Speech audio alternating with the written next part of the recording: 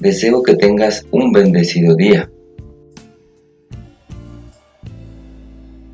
Con la popularidad cada vez mayor de las redes y tutoriales de hágalo usted mismo, más gente se siente motivada y desafiada a arreglar o mejorar algo sin llamar a un profesional capacitado, ya sea para coser nuestra propia ropa o para ajustar las velocidades de nuestra bicicleta. Hay un montón de videos en línea en los que se detalla cada uno de los pasos del proceso. Cuando finalmente podemos dar un paso atrás y ver los resultados de todo el arduo trabajo, es una sensación increíble.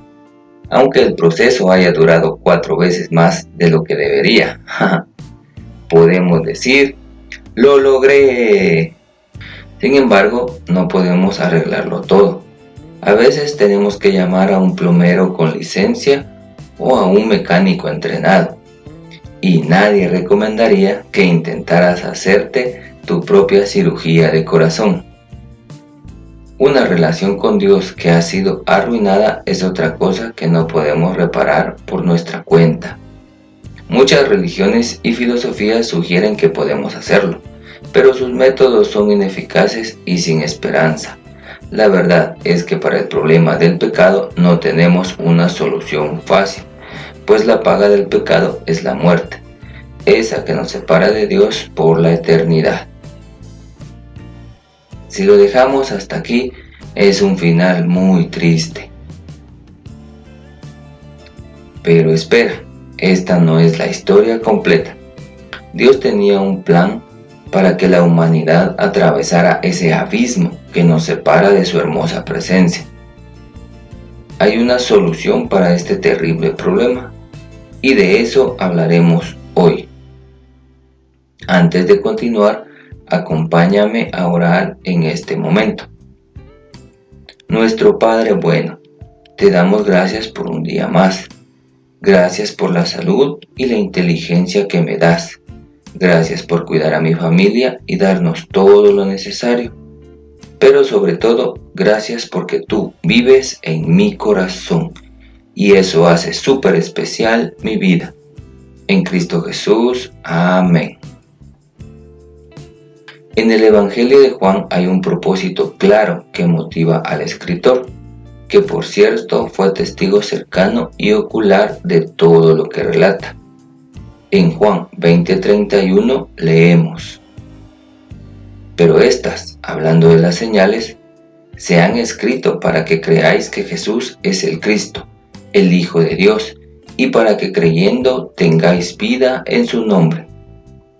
Si bien la autoridad de sus palabras y los milagros de Jesús desempeñaron una función importante en su vida aquí en la tierra, su muerte y resurrección sirvieron como la máxima afirmación de que Jesús es quien decía ser. Es más, Jesús venció a la muerte de una vez por todas, y porque Él vive, nosotros podemos experimentar la vida eterna. ¡Wow! ¡Qué emocionante!, ¿verdad? Que Dios nos ayude a apropiarnos de ella. Dios nos obsequia algo tan valioso como una vida eterna y todos los beneficios que esto representa. Y la recibimos al aceptar como Señor y Salvador de nuestra vida a su Hijo Jesucristo. Aunque la palabra obsequio parece que quita el mérito de algo que es muy valioso y que jamás podríamos merecer, el precio fue la vida de su amado Hijo, en medio de una trama de traición, odio y violenta muerte, que era el castigo por el pecado, ¿recuerdas? Entonces ubiquémonos en el Evangelio de Juan capítulo 19, versos 8 al 11. Pero antes comprendamos el contexto de lo que está pasando y de cómo nosotros, que somos imperfectos, nos sentimos tristes cuando alguien a quien ayudamos se burla de nosotros. Imagina cómo se sentía Jesús siendo inocente y después de enseñar, alimentar, sanar y ayudar a las personas. Ahora éstas lo maltratan y hasta piden que lo maten. Uno de sus discípulos lo ha traicionado. Las autoridades han arrestado a Jesús y lo han hecho azotar. Los líderes judíos han pedido que Jesús sea crucificado. Con estos antecedentes en mente, veamos el pasaje bíblico. Al oír esto, Pilato se atemorizó aún más, así que entró de nuevo en el palacio y le preguntó a Jesús: ¿De dónde eres tú? Jesús no le contestó nada. ¿Te niegas a hablarme?, le dijo Pilato.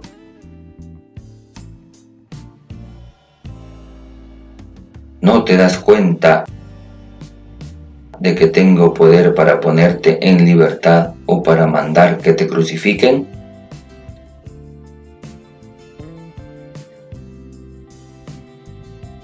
No tendrías ningún poder sobre mí si no se te hubiera dado de arriba, le contestó Jesús. Por eso, el que me puso en tus manos es culpable de un pecado más grande.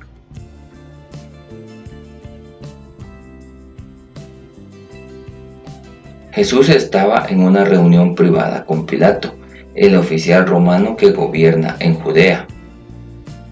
Pilato estaba en una situación un poco difícil, por lo que él podía observar. Jesús ciertamente había dicho cosas que molestaban a los líderes judíos, pero Jesús no había cometido ningún crimen.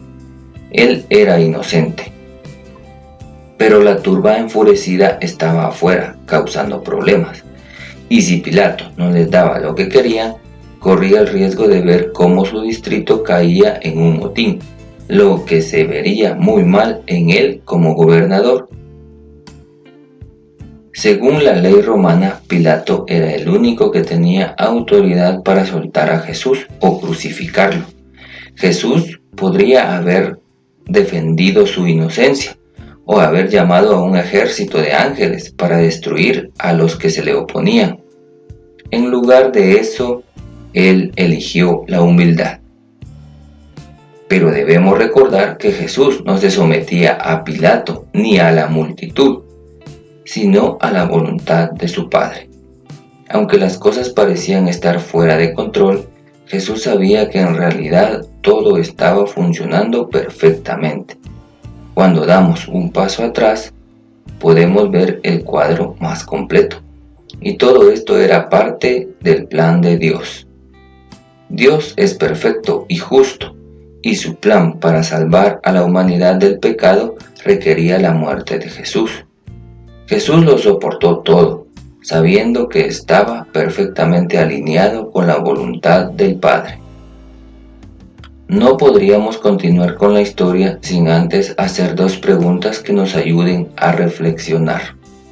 La primera: ¿qué evidencia ves tú en medio de esta situación tan injusta que nos ayude a confirmar que Dios estaba en control de la situación?